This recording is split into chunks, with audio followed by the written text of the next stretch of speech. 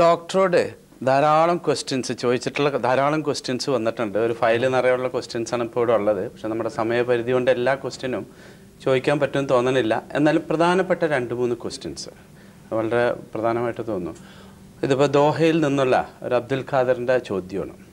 അബ്ദുൽ ഖാദറിൻ്റെ സംശയം എന്താണെന്ന് വെച്ചാൽ, സാധാരണഗതിയിൽ പുള്ളി ഒരു രോഗിയാണ്, പലപ്പോഴും ഈ അസിഡിറ്റി മാതിരിയുള്ള രോഗങ്ങളുള്ള കൂട്ടത്തിലാണ്.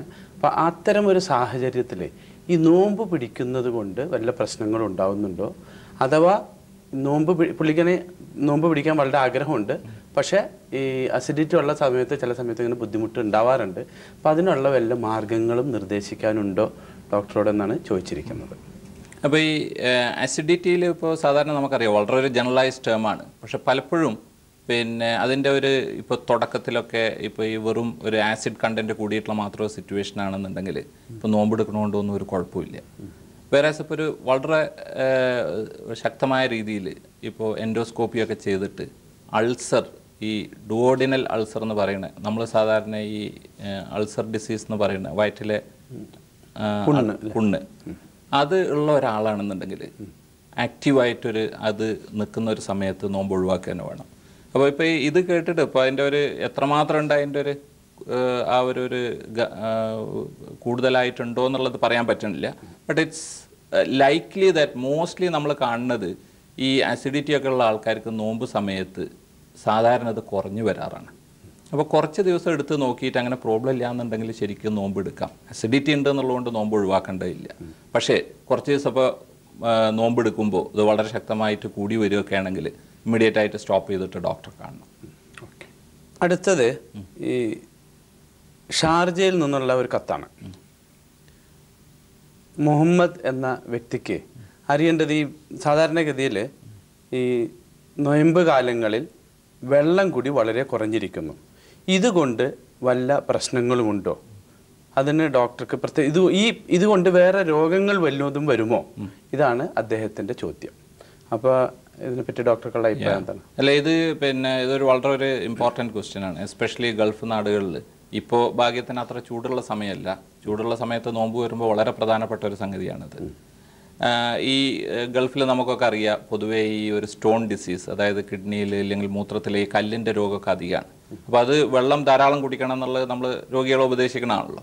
അപ്പോൾ അത് വേണ്ടത്ര അളവിൽ പകൽ സമയത്ത് കുടിക്കാൻ പറ്റില്ല. അപ്പോൾ ചിലപ്പോൾ ഈ കല്ല് രോഗമുള്ള ആൾക്കാർക്കൊക്കെ അത് ചിലപ്പോൾ കൂടുതലാണുള്ള സാധ്യത ഉണ്ട്.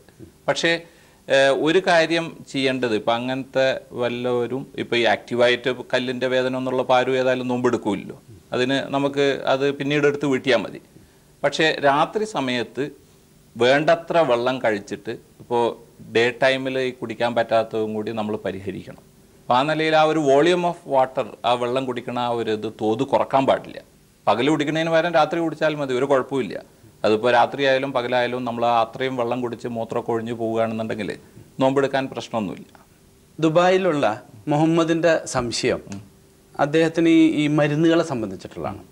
കൂടുതലും ഈ പലപ്പോഴും ഇതിൽ ഇപ്പോൾ അദ്ദേഹം ചോദിച്ചിരിക്കുന്നത് എന്താണെന്ന് വെച്ചാൽ ഈ ഇഞ്ചക്ഷൻസിനെ പറ്റിയിട്ട്, ഈ ഇഞ്ചക്ഷൻ എടുത്താൽ നോമ്പ് മുറിയോ എന്നുള്ളതാണ് അദ്ദേഹത്തിൻ്റെ ഒരു സംശയം. പിന്നെ വേറൊന്ന് ചോദിക്കുന്നത് ഈ മരുന്നുകളൊക്കെ തന്നെ എങ്ങനെ കഴിക്കും. ചിലപ്പോൾ പലപ്പോഴും ഡോക്ടർമാർ പറയും ഇത് 3 നേരം 4 നേരം കഴിക്കണം എന്ന് പറയും. പക്ഷെ അത് ഈ 3 നേരവും 4 നേരവും ഇപ്പൊക്കെ എങ്ങനെയാണ് ഈ നോമ്പ് കാലങ്ങളിൽ കഴിക്കും എന്നുള്ളതാണ് പുള്ളിയുടെ ഒരു സംശയം. ഇതിനെപ്പറ്റി ഡോക്ടറായിട്ട് വേണ്ട. ഇത് സാധാരണ നിലയിൽ ഒരുപാട് രോഗികൾക്കുള്ള ഒരു സംശയമാണ്, പ്രത്യേകിച്ച് ഇഞ്ചക്ഷൻ്റെ കാര്യം. അപ്പോൾ ഇത് ഒരു വ്യക്തമായിട്ട് ഇപ്പോൾ മെഡിക്കൽ സയൻസിലൊന്നും നോമ്പിൽ എങ്ങനെ ഇഞ്ചക്ഷൻ എടുക്കാൻ പറ്റില്ല എന്നുള്ളതും പറഞ്ഞത് മതപരമായിട്ടുള്ളൊരു കാര്യമാണ്. അപ്പോൾ ഇതിനെപ്പറ്റി സംശയം വന്നിട്ട് നമ്മൾ ഇത് പലപ്പോഴും പണ്ഡിതന്മാരോട് ചോദിച്ചിട്ടുണ്ട്. അപ്പോൾ അതിനുള്ളൊരു പൊതുവെയുള്ള ഒരു കോൺസെൻസസ് എല്ലാവരും പറഞ്ഞല്ലെങ്കിലും പൊതുവെയുള്ള അഭിപ്രായം, നമ്മളിപ്പോൾ ഒരു വേദനക്കൊക്കെ വന്നു കഴിഞ്ഞാൽ ഒരു ഇൻട്രാമസ്കുലർ ഇഞ്ചക്ഷൻ നമ്മൾ ചെയ്യുകയാണെന്നുണ്ടെങ്കിൽ അതുകൊണ്ടൊന്നും നോമ്പ് മുറിയില്ല എന്നുള്ള ഒപ്പീനിയനാണ്. അപ്പോൾ നമ്മൾ ഈ ഗ്ലൂക്കോസ് കയറ്റുക, അങ്ങനെ ഇപ്പോൾ ശരീരത്തിന് വല്ല പോഷകാംശങ്ങളുള്ള വല്ലതും ചെയ്യാമെന്നൊക്കെ വെച്ച് കഴിഞ്ഞാൽ അത് പാടില്ല. അപ്പോൾ ഗുളികയൊക്കെ നമുക്കറിയാം എന്തായാലും ഒഴിവാക്കണം. ഇപ്പോൾ വായിൽ കൂടി ഇറങ്ങിപ്പോണ ഒരു കാര്യം നമുക്ക് കഴിക്കാൻ പറ്റില്ല, നോമ്പ് മുറിയും. പക്ഷേ ഇഞ്ചക്ഷൻ ഇപ്പോൾ ഇതേമാതിരി ഒരു പെയിൻഫുൾ കണ്ടീഷൻ, പെട്ടെന്ന് ഇപ്പോൾ ഒരു മൈഗ്രെയിൻ വന്നു, പലപ്പോഴും കാണാറുണ്ട്. ഇപ്പോൾ നോമ്പിൻ്റെ സമയത്ത് ശക്തമായ തലവേദന ഒക്കെ ചിലവർക്ക് വരും. ആ സമയത്ത് നമ്മളിപ്പോൾ ഒരു ഇഞ്ചക്ഷനൊന്നും കൊടുത്തുകൊണ്ട് ടാബ്ലറ്റ്സ് തന്നെ ഇപ്പോൾ നമ്മളിപ്പോൾ ഈ പകൽ കഴിക്കുന്നതിന് പകരം ഏകദേശം അത് കണക്കാക്കിക്കൊണ്ട് പകൽ കഴിക്കുന്നതിന് പകരം രാത്രി കഴിച്ചാൽ മതി.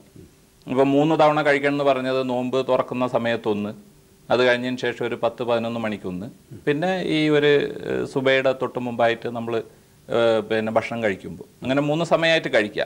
3-ൽ കൂടുതൽ വേണമെങ്കിൽ ഇപ്പോൾ കറക്റ്റ് ടൈമിലൊക്കെ ഇപ്പോൾ 6 hours ഇടവിട്ടിട്ടൊക്കെ ചില മരുന്നുകൾ കഴിക്കാനുണ്ട്. അങ്ങനത്തെ ആണെങ്കിൽ പിന്നെ നോമ്പ് ഒഴിവാക്കേണ്ടി വരും. നോമ്പ് ഒഴിവാക്കിക്കൊണ്ട് പിന്നീട് എടുത്ത് വീട്ടേണ്ടി വരും. പക്ഷെ പൊതുവേ 2-3 തവണ മരുന്ന് കഴിക്കേണ്ട ഒരു ഇൻസ്ട്രക്ഷനാണ് ഡോക്ടർ കൊടുത്തതെന്നുണ്ടെങ്കിൽ രാത്രി സമയത്തിനിടയിൽ നമുക്ക് കഴിക്കാവുന്നതാണ്. പിന്നെ കാര്യമായിട്ടുള്ള വല്ല അസുഖങ്ങളൊക്കെ ആണെങ്കിൽ നോമ്പ് നമ്മൾ ഒഴിവാക്കാനാണല്ലോ പറയാറ്. അപ്പോൾ അത് ഒഴിവാക്കുകയും ചെയ്യാം. അപ്പോൾ എത്ര നിർബന്ധമായിട്ട്. പിന്നെ ഇന്നത്തെ കാലത്ത് പലപ്പോഴും ഈ മരുന്നുകളൊക്കെ തന്നെ ഒറ്റ ഡോസിലുള്ള മരുന്നുകളൊക്കെ ഇപ്പോൾ പലതും അവൈലബിൾ ആയിട്ടുള്ളതുകൊണ്ട് ഡോക്ടർമാർക്ക് തന്നെ കുറച്ചും കൂടി ഇപ്പോൾ ദാറ്റ് ഈസ് വെരി ഇമ്പോർട്ടൻ്റ്. പലപ്പോഴും ഡോക്ടേഴ്സൊക്കെ പിന്നെ ഇപ്പോൾ എഴുതുന്നത് ഇപ്പോൾ 1 ടൈം കൊടുക്കാവുന്ന ആന്റിബയോട്ടിക്സ് ഒക്കെ ഉണ്ട്. അപ്പോൾ നോമ്പിനൊക്കെ പ്രത്യേകിച്ച് നമ്മൾ ആ സമയത്ത് അത് ശ്രദ്ധിക്കാറുണ്ട്. ഈ അധികം 2-3 തവണ കഴിക്കണ മരുന്നുകൾ ഒഴിവാക്കിക്കൊണ്ട് 1 തവണ കഴിക്കാൻ പറ്റിയ മരുന്നുകളൊക്കെ പലപ്പോഴും ഈ സമയത്ത് എഴുതാറുണ്ട്. ചിലപ്പോൾ ഡോക്ടർമാരെ തന്നെ രോഗികൾക്ക് തന്നെ ഓർമ്മിപ്പിക്കുക, ഞാൻ നോമ്പുകാരനാണ്, അതുകൊണ്ട് എനിക്ക് അതിന് പറ്റിയിട്ടുള്ള മരുന്നുകൾ ഉണ്ടെങ്കിൽ എന്ന് പറഞ്ഞ് ചിലപ്പോൾ പലപ്പോഴും അതങ്ങനെ ഡോക്ടർക്ക് തന്നെ അത് ഒരു സിംഗിൾ ഡോസ് ആയിട്ട് പറയാറുണ്ട് കൊടുക്കാൻ പറ്റും അല്ലേ. അപ്പോൾ ഏതായാലും ഇത്രയും നേരം ഞങ്ങളുടെ പ്രേക്ഷകരോട് വളരെ വിശദമായി നോമ്പിൻ്റെ വശങ്ങളെക്കുറിച്ച് സംസാരിക്കുകയും ഈ രോഗകാര്യങ്ങളെക്കുറിച്ച് വളരെ വിശദമായി സംസാരിച്ച് ഞങ്ങളുടെ പ്രേക്ഷകർക്ക് വേണ്ടി വിവരം നൽകിയതിന് ഡോക്ടറോട് ഞങ്ങൾ ഒരിക്കൽ കൂടി നന്ദി പറയുന്നു. Thank you very much.